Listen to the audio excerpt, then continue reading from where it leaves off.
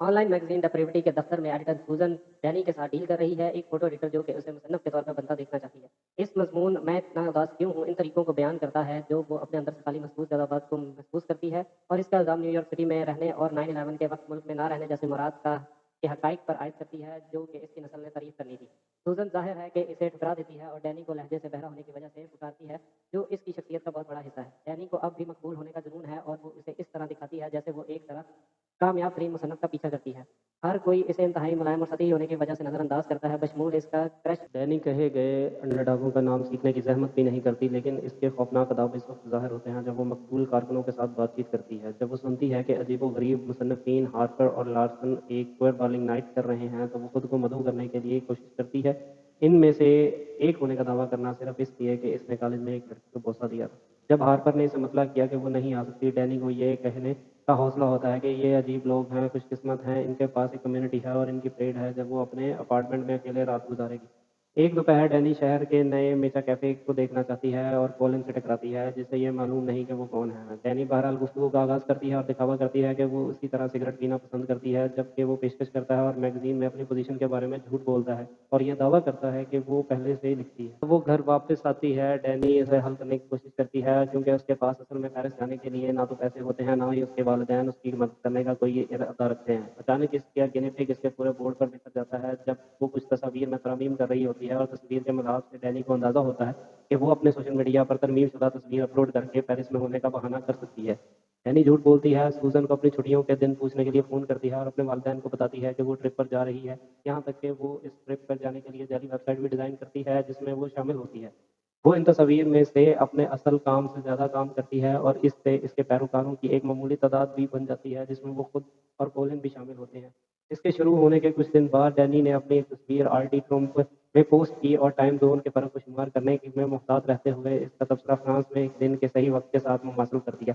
इसके बाद वो सो जाती है, सिर्फ सुबह उठने के लिए दर्जनों इतलात मिलती हैं कि वो कैसी है। इससे पता चलता है कि सुबह सवेरे मरबूत दहशतगर्दाना हमलों के सिलसिलों ने पेरिस पर कई मकामात को निशाना बनाया, जिसमें से डैनी की तस्वीर वाली जगह भी शामिल होती है। मुजरमों का अभी तक नहीं पता चला, लेकिन मुतअद्दिद गवाहों ने सब जैकेट पहने एक मशकूक शख्स को देखने की इतला दी। खौफ और दबाव से घबरा कर डैनी सोचती लगती है कि उसे अब क्या करना चाहिए कि उसे कोलिन का पैगाम मिलता है कि एक अलमनाक जिंदा हादसे में बच जाने वाले को ज़्यादा तवज्जो मिलती है जिसकी वो हमेशा से ख्वाहिश करती है। अगले दिन डैनी का सूटकेस के साथ हवाई अड्डे के गिर्द घूमती है और फ्रांस से वापस आने वाले हजूम में शामिल हो जाती है ताकि वो दिखावा कर सके कि वो भी नई आमद फ्लाइट के साथ आई है। इसके वालिदैन जूडिथ और हार्ल्ड आंसू और गले लगाकर इस्तकबाल करते हैं। वहाँ मौजूद और भी लोग इसके बावजूद डैनी की ज़्यादातर तवज्जो रिपोर्टरों को परेशान करने में मरकूज होती है। कुछ भी लम्हों बाद अपने वालिदैन के घर डैनी को इस रात इसने पेरिस में रहने और सब्ज़ जैकेट वाले अजनबी के पीछे आने का भी ख्वाब देखा। जब वो अगले दिन अपने काम पर जाती है तो उसे मिलने वाली तवज्जो दुगनी हो जाती है और हर कोई उसे मशहूर शख्सियत के तौर पर कबूल करता है। अपने बेहतरीन काबिल रहम चेहरे के साथ सूजन ने डैनी को बताया कि वो एक दिन और छुट्टी कर सकती है अगर उसे ज़रूरत है और वो हर तरह से इसकी मदद करेगी।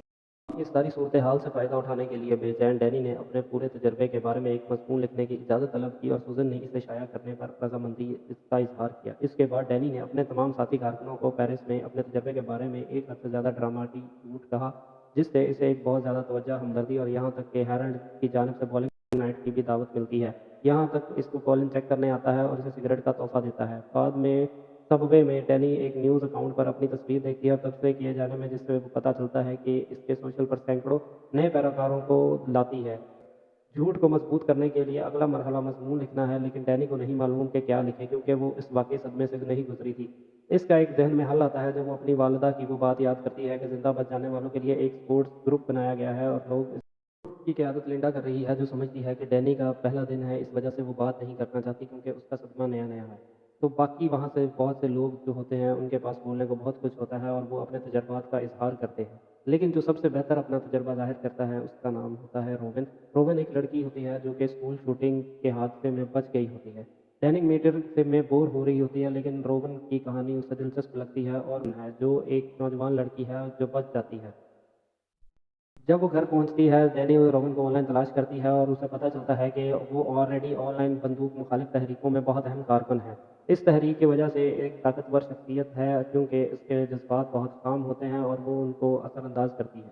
कुछ देर बाद डैनी रोहन को मैसेज करती है कि हैंग आउट किया जाए تو رومن اسے خوشی سے قبول کرتی ہے کیونکہ اسے ایک ایسے دوست کی ضرورت ہوتی ہے جو کہ اس کے لیے عمر میں زیادہ قریب ہو اور اس کی بڑی بہن جیسا ہی اس کا ساتھ دے۔ یقیناً ڈینی کے ارادے اتنے خالص نہیں ہوتے، وہ ایک طاقتور مضمون لکھنے کے پیچھے رومن کے مشورے کو چونٹی کر دیتی ہے۔ رومن مدد کرنا قبول کرتی ہے لیکن اسے بجائے ڈینی کو ایک کیفے میں لے جا کر اسے ایک ریڈ اسپیس نامی جگہ پر لے جاتی ہے جہاں وہ اپنے اندرونی تاریخی جذبات کو چیلنج کر کے ایک طور پر چیزوں کو تباہ کرنے کی ادائیگی کر سکتے ہیں۔ ہمیشہ کی طرح ڈونٹ ایف ڈینی نے اس ایکٹیویٹی ہوئے روبن اپنے تجربے کو اختتام کرتی ہے اور روبن اس کی وضاحت کرتے ہوئے لکھتی ہے کہ آپ کو سچائی کو بے نقاب کرنا ہوگا کیونکہ اگر آپ ٹھیک نہیں ہیں تو یہ ٹھیک ہے کیونکہ درد آپ کا ایک سب سے بڑا اثاثہ ہے۔ اپنی ضرورت کی ترغیب کے لیے پرجوش ڈینی کو لکھنے کے لیے گھر واپس آتی ہے اور مضمون کی وضاحت کرتی ہے کہ لوگوں اس کا تجربہ یہ سننے کی ضرورت نہیں کیونکہ اہم بات یہ ہے کہ درد ایک اثاثہ ہوتا ہے اور ہر ایک کو بہت ساری تباہ کن سرخیوں میں اسکرول کرنے کی بجائے اپنے جذبات کا اظہار کرنے کی ہمت ہونی چاہیے جس کے لیے وہ ایک ہیش ٹیگ استعمال کرتی ہے میں ٹھیک نہیں ہوں۔ یہ مضمون ڈینی کے ساتھی کارکن خاص طور پر کولن کے درمیان بہت مقبول ہوتا ہے لیکن ہارپر کو کچھ غلط ہونے کا احساس لگتا ہے۔ مضمون کے شائع ہونے کے بعد ڈینی اسے ایک اشارہ کے بہانہ استعمال کرتے ہوئے روبن کو بھیجتی ہے کہ وہ اس کی شکر گزار ہے اور روبن اپنے پیروکار کے ساتھ اس آرٹیکل کو شیئر کرے۔ روبن اپنا ہے کہ جب انٹرنیٹ ٹرول کی بات آتی ہے تو محتاط رہنا چاہیے۔ میٹنگ کے بعد ڈینی کو ایک کک بال گیم میں معلوم ہوتا ہے کہ جو گروپ ویکینڈ پر کھیلے گا اور جانے کا وعدہ کرتی ہے۔ روبن اپنے اسکول میں آنے والے ٹیلنٹ شو کے بارے میں بھی شیئر کرتی ہے جس ڈینی کے روبن کو اس کو اسکول چھوڑنے کے بعد وہ ایک سڑک پہ اشتہار دیکھتی ہے اور ایک بار پھر پریشان ہو جاتی ہے کہ سبز جیکٹ والا اجنبی آدمی اسے نظر آتا ہے۔ کچھ دیر بعد دفتر میں ڈینی آرٹیکل میگزین میں برسوں میں سب سے زیادہ مقبول ہونے کا جشن مناتی ہے۔ ایک چھوٹی سی تقریب ہوتی ہے۔ انڈر ڈاگ سے بات کرنے کی کوشش کرتے ہیں اور وہ بتاتے ہیں کہ اس لیے اسے نہیں متاثر کیا لیکن ڈینی انہیں کولن کے حق میں نظر انداز کرتی ہے جو اسے اگلے ہفتے کے آخر میں پارٹی کے لیے مدعو کرتا ہے اور ڈینی کک بال میچ کے روبن کے دعوت نامے کو بھی قبول کر چکی ہوتی ہے۔ بدقسمتی سے یہ حملہ زیادہ تر تک نہیں چلتا۔ ٹرولرز کا ایک گروپ جو انہیں سنو فلیکس کہتا ہے اسٹیج پر کچھ پٹاخے پھینکتا ہے جس کی وجہ سے کوئی خوف کے مارے وہاں سے چلا جاتا ہے اور روبن کو PTSD کا حملہ ہو جاتا ہے۔ ان کی پرائیویٹ سیکیورٹی لڑکیوں کو محفوظ طریقے سے باہر لے جاتی ہے لیکن پولیس زیادہ کچھ نہیں کر پاتی اور جب ڈینی ان سے کچھ جگہ دینے کے لیے کہتی ہے تو رپورٹر بیک اپ نہیں دیتے۔ گھنٹوں بعد روبن کو ہسپتال میں داخل کیا جاتا ہے اور اس کے گرنے کی خبریں ہر طرف چھائی ہوتی ہیں۔ سوشل میڈیا پر ہزاروں تبصرے اس کی توہین کرتے ہیں، اسے کمزور سمجھتے ہیں اور اس کی حقیقت پر ہنستے ہیں کہ آتش بازی کا برانڈ ٹروتھ بم تھا۔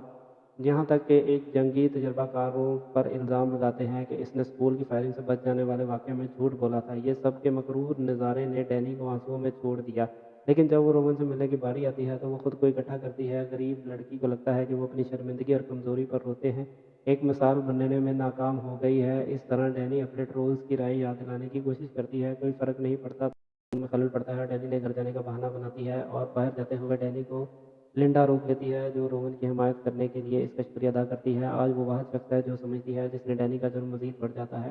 جب وہ گھر پہنچتی ہے ڈینی کو پیرس میں اس کا ایک اور ڈرونا خواب آتا ہے۔ اس کے بارے میں رومن کو دھماکے کے علاقے کی طرف بھاگتے دیکھتی ہے اسے بچانے کے لیے بے چین ڈینی اس کا پیچھا کرتی ہے۔ جیکٹ اجنبی اور ہوڈ کے نیچے اس کا اپنا چہرہ دریافت ہوتا ہے۔ ڈرونا خواب اچانک رک جاتا ہے جب ڈینی دروازے کی گھنٹی کی بدولت بیدار ہو جاتی ہے۔ یہ ہارپر ہے جس نے ڈینی کے کمپیوٹر پر نظر ڈالی اور اسے حقیقت کا پتہ چل گیا۔ ہارپر چاہتی ہے کہ وہ صاف ہو جائے اور اسے پیر تک کا وقت دیتی ہے کہ وہ خود ایک بے نقاب مضمون لکھے۔ آنسوؤں میں ڈوبی ڈینی اسے یہ سمجھانے کی کوشش کرتی ہے کہ وہ ایک بہتر انسان بن گئی ہے لیکن ہارپر اس کو رشوت کے طور پہ ایکسپٹ کرتی ہے اور اسے یاد دلاتی ہے کہ لوگ مر گئے ہیں اور وہ روبن سے معافی مانگے۔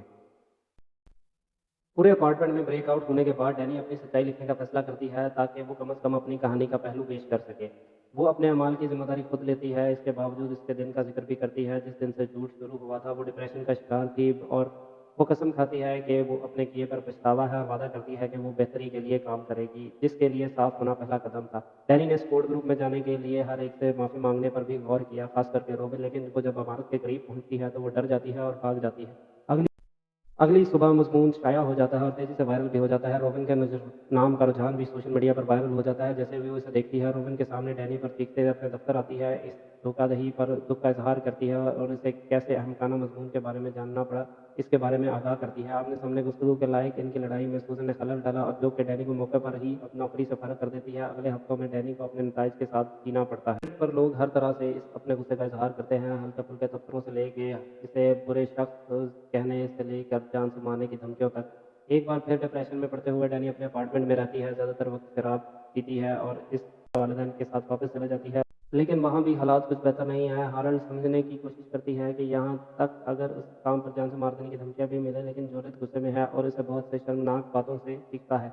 तबसरे जैसा कि वो सामने करती है, बुलाकर सोशल मीडिया पर हमले की बात ज़्यादा हो जाती है। डैनी अपने तमाम अकाउंट्स को गैर फाल करने का फैसला करती है। 2 माह बाद डैनी उन लोगों के सपोर्ट के लिए मीटिंग में शिरकत करना शुरू कर देती है जो ऑनलाइन स्कैमिंग से गुजर चुके हैं। बहुत सारी खुद गौर फ़िक्र बदौलत डैनी ने एतराफ़ किया कि उसने कभी खुद को पसंद नहीं किया था और अब तो वो खुद को और से ज़्यादा नफ़रत करती है। उसका भी यकीन नहीं कर सकती कि आया वो बड़ी हो गई है या कुछ सीख चुकी है। इसलिए वो शुरू करने के लिए ग्रुप लीडर ऑनलाइन माफ़ी मांगने के बजाय उन लोगों से इस्लाह का मशवरा देती है जिसे वो रूबरू तकलीफ पहुंचा चुकी है।